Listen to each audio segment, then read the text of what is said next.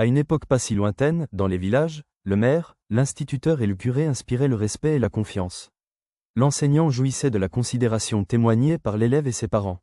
Quelques coups de règle pouvaient effleurer les doigts des enfants, les craies traversaient la salle de classe pour rétablir l'ordre et malgré cela l'enseignant conservait l'estime, des années plus tard, de ses anciens élèves.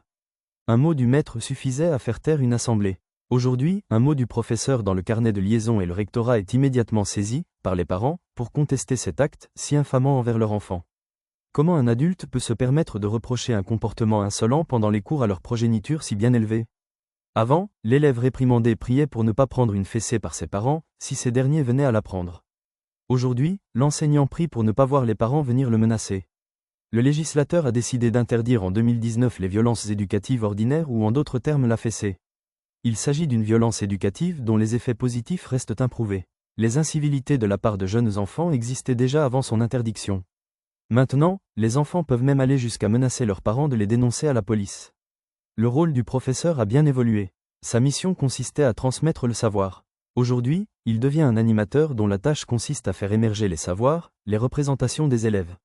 L'accès à la connaissance est facilité de nos jours, notamment grâce à l'Internet.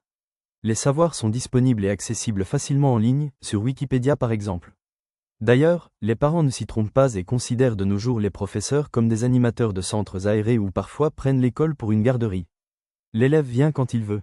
Les motifs pour justifier l'absence, la flemme. Parfois, même les parents répondent au CPE, conseiller principal d'éducation, qu'il ne leur appartienne pas de justifier les absences, puisqu'il s'agit de son travail. L'école devient un supermarché du savoir, avec des enfants devenus des consommateurs d'une prestation de service. Il s'agit d'un service gratuit. Les absences seraient-elles aussi fréquentes si les parents devaient payer?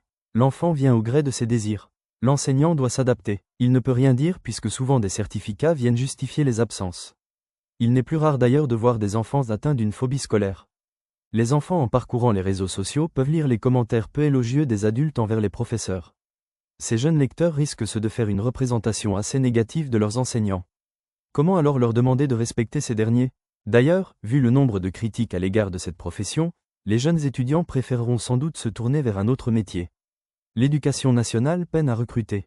Les traitements si peu attractifs, les conditions de travail parfois difficiles, peuvent expliquer le peu d'entrain pour venir passer un des concours proposés par l'éducation nationale.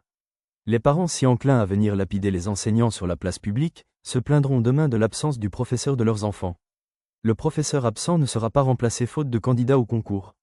Il est également difficile de recruter des contractuels et donc le niveau de recrutement baisse. Les critiques fusent sur l'éducation nationale. Il faut réformer. Les enseignants sont contre toutes les réformes. Le niveau des élèves baisse. La France se voit perdre des places dans les classements comparant les systèmes éducatifs au niveau mondial. Est-ce la faute des enseignants? D'abord, perdraient-ils moins de temps en cours si les parents remplissaient leur principale mission, à savoir l'éducation de leurs enfants? Ensuite, comment évaluer une réforme si à chaque changement de ministre, celui-ci veut laisser son empreinte et en lance une nouvelle sans avoir pris le temps d'évaluer celle de son prédécesseur?